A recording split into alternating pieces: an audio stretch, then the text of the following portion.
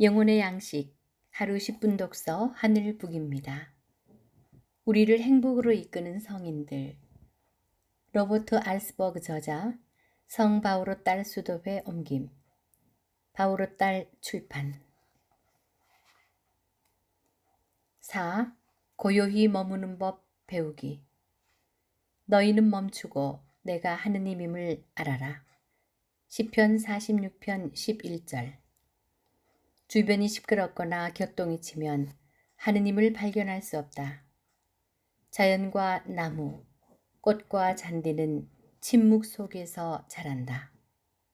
별과 달과 태양은 침묵 속에서 움직인다.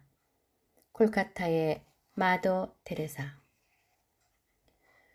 부탄 왕국은 히말라야 산맥 아래 자리하고 있다.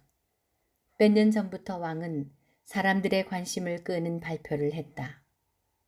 작은 불교 국가인 부탄의 정책은 국민 총 생산 증가가 아니라 국민 총 행복 증가를 목표로 삼겠다고 했다.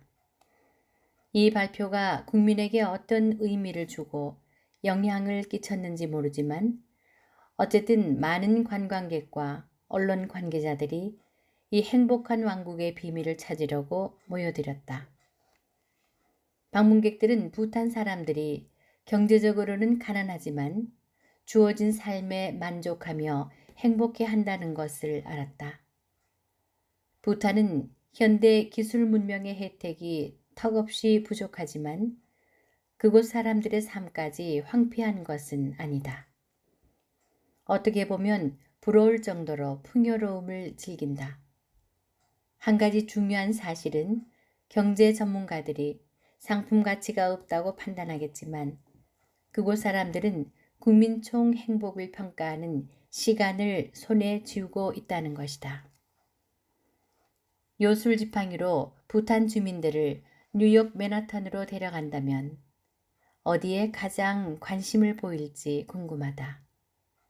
부탄에는 고층 건물은 말할 것도 없고 커피 전문점도 없다.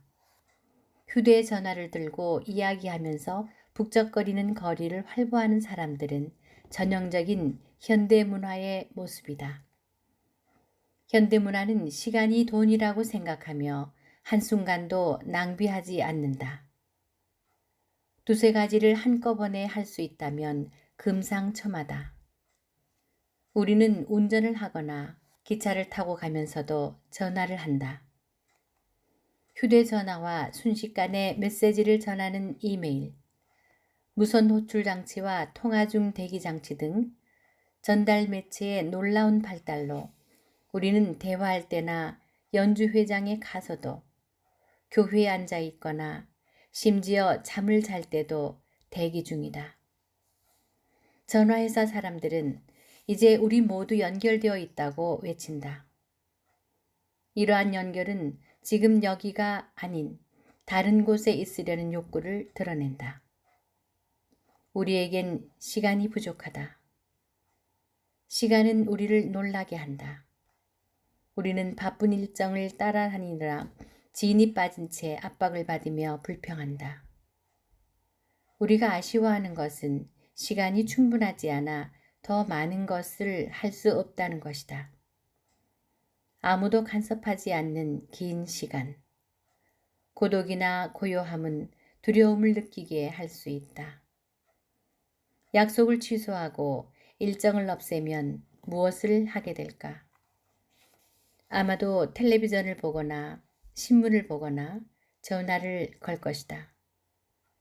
전에 경험했던 것보다 더 우리를 소진시킬 여행을 계획할지도 모른다. 참다운 노동 정신이 있듯이 참다운 여가 정신도 있다. 고요히 머물러 있는 것을 피하라고 부추기는 것은 잘못이다. 끊임없이 변화하는 갈망을 채우는 것이 행복은 아니다. 행복은 실제 상황을 감추는 가면에 지나지 않는다. 성인들은 학교와 병원을 운영하든 나라를 다스리든 아니면 단순히 욕망을 억제하든 위대한 일을 많이 했다. 그 모든 행위는 내적 고요함에 바탕을 둔다. 성인들은 많은 시간을 기도하고 관상하며 보냈고 고요히 머물러 있는 가운데 모든 일과 행동을 분별하는 평화를 발견했다. 날이 갈수록 한적한 곳을 찾기가 힘들다. 단순히 세상의 소음에서 도망치는 것만으로는 부족하다. 한적한 곳에 있더라도 여전히 문제가 되는 것은 내적 소음이다. 겉으로는 조용한데도 마음속엔 온갖 소음과 경고로 가득하다. 그 소리들은 앞으로 해야 할 일들, 잘못 처리한 일, 과거에 일어난 일들을 떠올린다. 우리가 현존하는 시간과 공간에서 지금 이 순간에서 끊임없이 우리를 떼어놓는다. 만일 우리가 마감일까지 이 일을 해치울 수만 있다면, 적절한 신용장을 얻을 수만 있다면, 완벽한 일자리를 구하거나 높은 점수를 딸 수만 있다면 더욱 행복해질 것이라고 주장한다. 이처럼 끊임없이 과거에 살거나 미래를 대비한다고 해서 참으로 깨어 살게 되리라고 어떻게 확신할 수 있는가? 산만함. 이 세상에는 우리를 산만하게 하며 관심을 끄는 오락거리가 참으로 많다.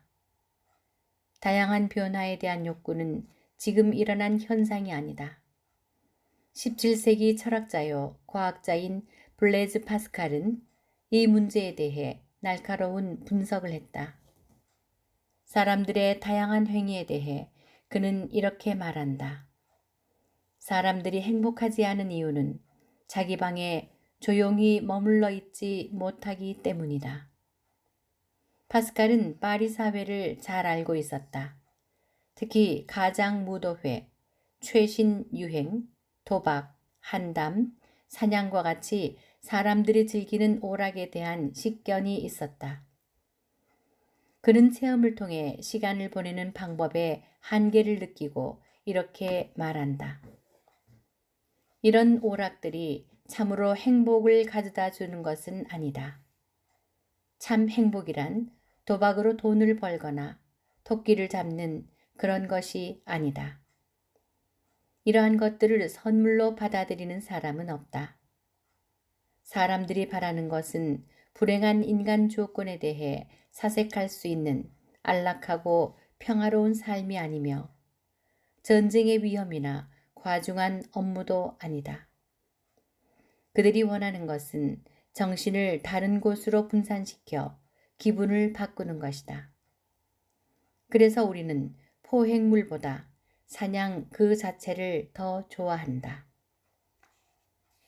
다시 말하면 사람들이 세상적인 것에 끌리는 것은 행복을 가져다 주기 때문이 아니라 다른 곳으로 주의를 돌리게 하기 때문이다. 그래서 우리는 당구를 치거나 멧돼지를 쫓는 개를 바라볼 기회가 생기면 기꺼이 따라간다. 일시적이나마 불행을 벗어날 수 있기 때문이다. 파스칼에 따르면 이러한 전환은 재물과 권력에 대한 집착으로 나타난다. 왕의 주변에는 왕이 지나치게 자신에게 몰두하는 일이 없도록 분위기를 전환시키는 수행원들이 많다. 왕의 마음을 흡족하게 해주며 충원하는 사람이 없다면, 그래서 기분 전환을 할 수 없어 자신한테만 골몰하게 된다면 그 왕은 마침내 비참해지고 말 것이다. 이 이야기는 우리 모두에게 해당된다. 파스칼이 인간의 마음은 얼마나 공허하고 비열한가 라고 말하는 것은 당연하다. 파스칼은 염세주의자가 아니었다. 그는 자연, 특히 수학의 원리로 드러나는 자연의 모습에 끊임없는 호기심을 보였다. 천재였던 그는 기하학에 대한 책을 썼으며 10대의 계산기를 발명했다. 그 밖에도 미적분의 기초를 다지고 원추에 대한 연구를 하고 진공의 존재를 증명하고 공기의 무게를 정했으며 파리의 교통체계를 처음으로 고안하기도 했다. 오늘날 파리시는 그를 지하철의 은인으로 존경한다. 시간이 흐르자 실제에 대한 파스칼의 이해는 극적으로 확대되었다. 그는 1654년 11월 23일 밤 10시 30분경에서 12시 30분경까지라고 정확하게 적어 놓았다. 바로 이 순간 파스칼은 예수 그리스도의 하느님과 깊고도 신비로운 만남을 체험한다. 그는 당시의 감동을 양피지 조각에 적어 웃옷 안쪽에 꿰매놓고 다니면서 죽는 날까지 간직했다. 그로부터 8년 뒤 39살에 세상을 떠난 그는 감동적인 말을 많이 남겼다. 확실함, 확실함, 마음에서 우러나오는 기쁨과 평화, 예수 그리스도의 하느님, 기쁨, 기쁨, 기쁨, 기쁨의 눈물.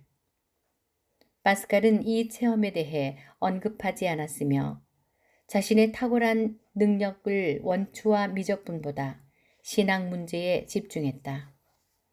특히 그는 그리스도교를 열렬히 옹호하는 글을 써서 당대의 회의적인 지식인들에게 맞섰다. 하느님 없는 인간의 비참함이란 무엇인가?